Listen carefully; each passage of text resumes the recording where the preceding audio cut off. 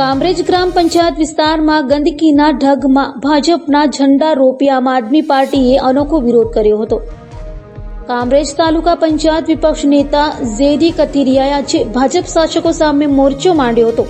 ઝેડી કથિરિયા અને આમ આદમી પાર્ટીના કાર્યકરોએ કામરેજ ખાતે એક પ્રદર્શન કર્યું હતું, જેમાં તૂટેલા રોડ, રસ્તા, ઉભરાતી ગટર અને રખડતા ઢોરોના ફોટાવાળા એપ્રન પહેરી વિરોધ પ્રદર્શન કરવામાં આવ્યું હતું, જેમાં લખ્યું હતું કે કામરેજ ઉભરાતી ગટરથી પરેશાન છે, કામરેજ તૂટેલા રસ્તાથી પરેશાન છે, કામરેજ રખડતા ઢોરથી પરેશાન છે।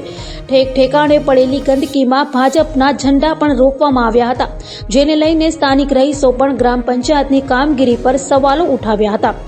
આ બાબતે કામરેજ તાલુકા પંચાયત ઝેડી કથિરિયાએ જણાવ્યું હતું કે શિક્ષણ મંત્રી પ્રફુલ પાનસેરિયાના મત વિસ્તાર કામરેજમાં લોકો તૂટેલા રોડ, રસ્તા, ઉભરાતી ગટર અને રખડતા ઢોરોથી ખૂબ જ પરેશાન છે।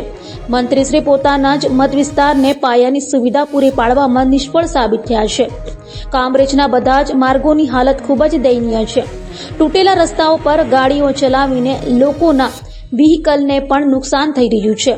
રખડતા ઢોરો કામરેજના રસ્તાઓ પર જ્યાં ત્યાં રઝળતી હાલતમાં જોવા મળે છે, જેને લઈને વાહન ચાલકો અકસ્માતની ભીતિએ વાહન ચલાવતા પણ ગભરાઈ રહ્યા છે।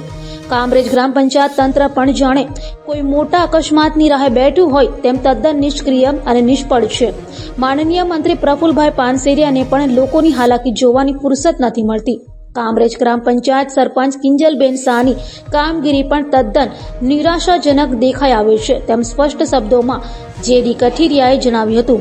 ઝેડી કથિરિયા મુદ્દે વધુમાં જણાવ્યું હતું કે મંત્રી પ્રફુલભાઈ પાનસેરિયા ચૂંટણી વખતે મત માંગવા જે રીતે લોકોની વચ્ચે જતા હતા, તેવી જ રીતે લોકોને પડતી હાલાકી જોવા પણ જાય તો ખબર પડે કામરેજની જનતામાં કેટલો આક્રોશ છે। ઉભરાતી ગટરો રોગચાળાને ઘરે જે આવશે તેવી આશંકા પણ ઝેડી કથિરિયાએ વ્યક્ત કરી હતી। રજૂઆત કરવા છતાં અધિકારીઓના પણ કાન બેરા થઈ ગયા હોય એવું લાગે છે। અહીંયા આ રોડ કઠોળ ડિવિઝનમાં લાગે, લાખો વાર રજૂઆત કરવા છતાં ડિવિઝનમાં અવારનવાર લાગતા વળગતા અધિકારીઓને રજૂઆત કરવા છતાં એક પણ અધિકારી આ રોડ ઉપર પોતાના વિઝિટ કરવા માટે કે લોકોની સમસ્યા શું છે એમાં એક પણને ટાઈમ નથી। ભારતીય જનતા પાર્ટીનો કાર્યક્રમ હોય તો 15 દિવસ લોકોને ફોન કરીને બોલાવવાનો સરકારી અધિકારીઓને પણ ટાઈમ છે, પરંતુ જ્યારે લોકોની સમસ્યા છે, લોકોના પૈસા પોતે નોકરી કરે છે ને લોકો એના જે ટેક્સ ભરે છે એના પૈસે અત્યાર સુધી અધિકારીઓના પગાર થાય છે, પણ લોકોની સમસ્યા જ્યાં હોય ત્યાં અધિકારીઓને આવવાનો ટાઈમ નથી।